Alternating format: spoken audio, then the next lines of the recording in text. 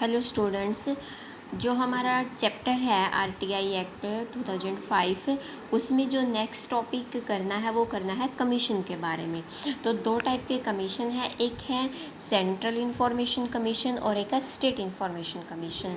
तो सेंट्रल में करवा देती हूँ, स्टेट में और सेंट्रल में बहुत माइनर सा ही डिफरेंस है, उसको आप लोग एक बार रीड कर लेना। देखो क्या है, द सेंट्रल इंफॉर्मेशन कमीशन, केंद्रीय सूचना आयोग। केंद्रीय सूचना आयोग का गठन है वो किस तरीके से हुआ है। जो सेंट्रल गवर्नमेंट है वो जो अपना ऑफिशियल जो गजट है वो जारी करती है, राजपत्र में एक नोटिफिकेशन जारी करेगी। नोटिफिकेशन द्वारा क्या करेगी, सेंट्रल इंफॉर्मेशन कमीशन है जो वो उसको इस नाम से उसकी क्या की जाएगी, एक ऐसे ऑर्गेनाइजेशन का जो गठन करेगी जो क्या करेगा, जिसको पावर दी जाएगी, जिसके जो ड्यूटीज़ होंगी वो ड्यूटीज़ को फॉलो करेगा, पूरी करेगा। उनको इस अधिनियम के अधीन, जो ये एक्ट है हमारा, इस अधिनियम के अधीन जो उनको ड्यूटीज़ दी जा रही, जो पावर दी जा रही, उनका यूज़ करेंगे। सेंट्रल इंफॉर्मेशन जो कमीशन है वो किस किस से मिलके बनेगा, एक तो होगा केंद्रीय सूचना आयुक्त, सेंट्रल इंफॉर्मेशन कमिश्नर जो चीफ कमिश्नर होगा, और इसके बाद 10 से अधिक उतनी संख्या में केंद्रीय सूचना जो आयुक्त हैं, जितने आवश्यक समझे, जितनों की ज़रूरत है उतनों की सेंट्रल गवर्नमेंट द्वारा क्या की जाएगी, नियुक्ति की जाएगी। इसके बाद है मुख्य सूचना आयुक्त, और सूचना आयुक्त की जो नियुक्ति है वो राष्ट्रपति द्वारा की जाएगी। किसके द्वारा, मिलके एक कमेटी बनेगी और उस कमेटी की सिफारिश के आधार पर नियुक्ति की जाएगी। तो राष्ट्रपति द्वारा किन व्यक्तियों के साथ मिलके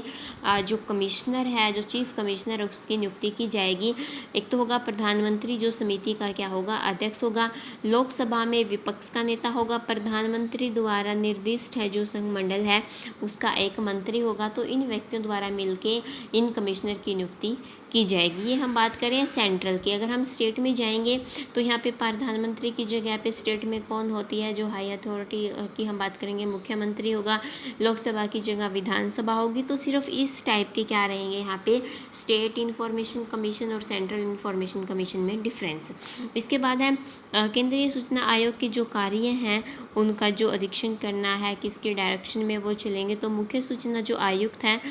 वो क्या करेगा, जो मैनेजमेंट है, ऐसे जो कार्य रहेंगे उनको डायरेक्ट और मैनेज कमिश्नर के द्वारा किए जाएंगे, जिसकी सहायता है जो और कमिश्नर है उनके द्वारा की जाएगी। ऐसी सभी शक्तियों का प्रयोग जो उनको वहाँ पे पावर दी गई है इस एक्ट में, सभी कार्य और जो कार्य होंगे और केंद्रीय सूचना आयोग द्वारा स्वतंत्र रूप से इस अधिनियम के अधीन अन्य पदाधिकारियों के जो निर्देश हैं उसके अधीन, उनके अधीन रहे बिना प्रयोग किया जा सकता है या जो की जा सकती है। मतलब जो कार्य होंगे, जो अथॉरिटीज़ नियुक्त की जाएंगे, वो क्या करेंगे, जो पदाधिकारी होंगे, जो जिन अधिकारियों की नियुक्ति की जाएगी उनको जो निर्देश दिए जाएंगे, तो इस एक्ट में रहते हुए ही उनको ऐसे निर्देश दिए जाएंगे और उनको क्या करना पड़ेगा, फॉलो करना पड़ेगा। मुख्य सूचना आयुक्त और सूचना आयुक्त है जो वो जिनकी नियुक्ति की जाएगी, उन व्यक्तियों को किस फील्ड की नॉलेज होनी चाहिए, किन व्यक्तियों की नियुक्ति की जाएगी, कितने वो एबल होनी चाहिए। तो उनको साइंस एंड टेक्नोलॉजी हो सकता है, किस वो पहले फील्ड से जुड़े हुए हों, समाज सेवा से हो सकते हैं, मैनेजमेंट से, पत्रकारिता से, जनसंपर्क माध्यम है, कोई प्रशासन का कोई व्यक्ति है जिनके पास बहुत सारा एक्सपीरियंस और उनके पास क्या हो, ज्ञान हो रखने वाले ऐसे व्यक्तियों जिनकी अच्छी गुडविल है। तो उन व्यक्तियों की नियुक्ति है जो वो एज ए कमिश्नर के रूप में सेंट्रल में और स्टेट इंफॉर्मेशन जो कमीशन है, इन कमीशन में उन व्यक्तियों की नियुक्ति की जाएगी। इसके बाद है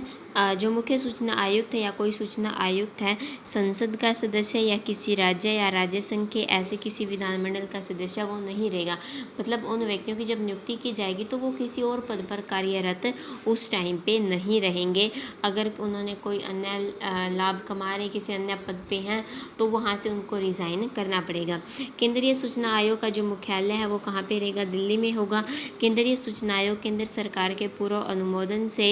इंडिया में अन्य स्थानों पर कार्यालय भी स्थापित कर सकेगा। केंद्रीय सूचना आयोग का मुख्यालय दिल्ली में होगा। केंद्रीय सूचना आयोग है जो वो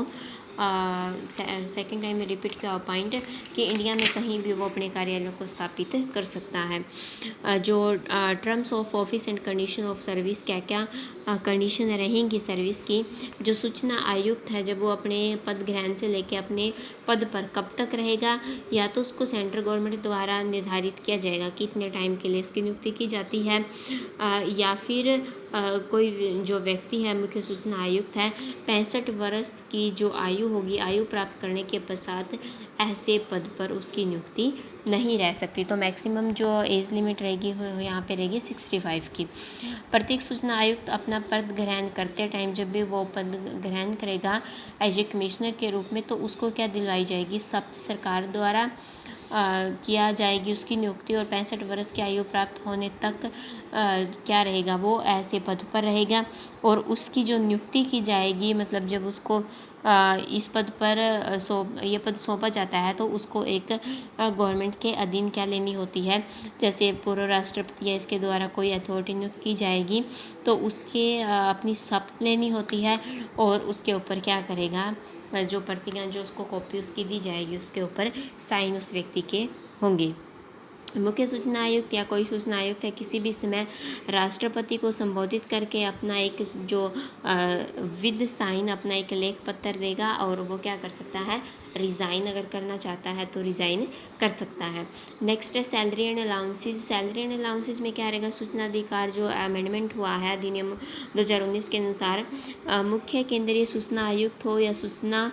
आयुक्त को क्या वेतन और जो भत्ते देने हैं, उनकी जो सेवाएं हैं, जो अन्य नियम है सेवा से रिलेटेड को सर्विस से रिलेटेड जो भी उनको बेनिफिट्स दिए जा रहे हैं उनसे रिलेटेड, तो सारी शर्तें केंद्र सरकार द्वारा निर्धारित की जाएंगी। Removal of chief commissioner, chief commissioner को किस तरीके से हटाया जा सकता है, जो मुख्य सूचना आयुक्त है उसको, जो इन्फॉर्मेशन कमीशन और जो सूचना आयुक्त हैं उनको किस तरीके से यहाँ से रिमूव किया जा सकता है। सब सेक्शन है 3, उसमें उपबंध के अधीन रहते हुए मुख्य सूचना आयुक्त या किसी अन्य सूचना आयुक्त को राष्ट्रपति के आदेश द्वारा अगर कोई उसने ऐसा कोई मिसबिहेवियर किया है तो उसके बेस पे उस व्यक्ति को राष्ट्रपति के आदेश द्वारा इस पद से हटाया जा सकता है। सब सेक्शन क्लॉज 1 के अंतर्गत किसी बात के होते हुए भी राष्ट्रपति मुख्य सूचना आयुक्त की सूचना आयुक्त को आदेश द्वारा पद से हटा सकता है, या तो वो दिवालिया घोषित कर दिया हो या किसी ऐसे अपराध में वो दोषी ठहरा गया है जो राष्ट्रपति की राय में क्या है वो ऐसा अपराध अनैतिक है, अपने पदावधि के दौरान उसने अपने पद के जो कर्तव्य हैं उसका सही से पालन नहीं किया है, राष्ट्रपति की राय में मानसिक या शारीरिक रूप से असमता है, मतलब वो डिसेबल है वो पर्सन किसी भी रूप में, उसके कारण पद पर बने रहने के लिए क्या है वो अयोग्य है, या उसने ऐसे कोई वित्तीय मतलब फाइनेंशियली उसने अपने पद का कोई ऐसा बेनिफिट उठाया है जिसकी वजह से क्या हो रहा है, गवर्नमेंट को क्या हुआ है, मुख्य सूचना आयुक्त के रूप में उसने अपने कर्तव्यों का पालन नहीं किया, तो उनके ऊपर अगर प्रतिकूल प्रभाव पड़ा है और उसने कोई मॉनेटरी बेनिफिट भी अगर इस तरीके से अपने पद पर रहते हुए उठाया है तो उसको इस पद से हटाया जा सकता है। यदि मुख्य सूचना आयुक्त या कोई सूचना आयुक्त किसी प्रकार भारत सरकार या भारत सरकार द्वारा इनकॉर्पोरेटेड कोई ऐसी कॉरपोरेशन है और उस कॉरपोरेशन में किसी सदस्य के रूप में या किसी अपने फ़ायदे के लिए प्रॉफिट के लिए ऐसे पद पर स्थापित है और वहाँ से इस पद का क्या कर रहा है, मतलब इस पद का दुरुपयोग करके किसी सेंट्रल गवर्नमेंट का कोई इनकॉर्पोरेटेड कोई कंपनी है उस कंपनी में सदस्य के रूप में या किसी अन्य सदस्य के रूप में वहाँ से बेनिफिट अगर वो ले रहा है तो उसको क्या किया जा सकता है, इस पोस्ट से उसको रिमूव भी किया जा सकता है। तो इसके बाद जो करना है स्टेट इन्फॉर्मेशन कमीशन, वहाँ पे भी ये चीज़ें सेम रहेंगी, जैसे कि स्टेट गवर्नमेंट है कि ऑफिशियल जो गजट जारी करेगी उस टाइम पे ऐसी इन्फॉर्मेशन जारी करेगी। स्टेट इन्फॉर्मेशन कमिश्नर की नियुक्ति की जा रही है, किस व्यक्ति की नियुक्ति करेगा, कौन मिलकर करेगा, किसकी सिफारिशों के आधार पर, जैसे मुख्यमंत्री जो समिति का अध्यक्ष होगा वहाँ पे क्या था प्रधानमंत्री, वहाँ पे लोकसभा थी, यहाँ पे विधानसभा है, मुख्यमंत्री द्वारा नाम निर्देशित मंत्रिमंडल का कोई सदस्य रहेगा जिसके साथ मिलके इसके बारे में जो नियुक्ति के बारे में जो चर्चाएं की जाएंगी। राज्यपाल यहाँ पे मेन हेड रहेगा, राज्यपाल द्वारा मिलके इन व्यक्तियों की जब नियुक्ति की जाएगी तो ये उनके कार्यों का अधीक्षण कैसे किया जाएगा, कैसे निर्देशन किया जाएगा, जिन व्यक्तियों की नियुक्ति स्टेट में की जा रही है कमिश्नर के रूप में, तो उन व्यक्तियों को किस किस फील्ड की नॉलेज होनी चाहिए, ये सब चीज़ें देखना। तो ये बस स्टेट में स्टेट गवर्नमेंट के कंट्रोल में रहेगी, सेंटर में सेंट्रल गवर्नमेंट के कंट्रोल में रहेगी। तो सिर्फ इन चीज़ों का यहाँ पे डिफरेंस रहेगा कि स्टेट इंफॉर्मेशन कमीशन और सेंट्रल इंफॉर्मेशन कमीशन क्या है, और क्या क्या इनके अंदर डिफाइन किया गया है कि किस तरीके से गठन की नियुक्ति की जाएगी, किन व्यक्तियों को नियुक्त किया जाएगा, उनकी क्वालिफिकेशन, कब तक वो रह सकते हैं, मैक्सिमम एज लिमिट क्या रहेगी, और किस तरीके से उसको इस पद से रिमूव भी किया जा सकता है। ऐसे ही फिर यहाँ पे term of office and condition of service होंगे, फिर सैलरी और अलाउंसेस दिए जाएंगे। वहाँ पे सेंट्रल गवर्नमेंट के अंडर में आ रहा तो सेंट्रल गवर्नमेंट डिसाइड करेगी, यहाँ पे स्टेट गवर्नमेंट डिसाइड करेगी, और किस तरीके से स्टेट इन्फॉर्मेशन कमिश्नर को भी क्या किया जा सकता है, रिमूव किया जा सकता है।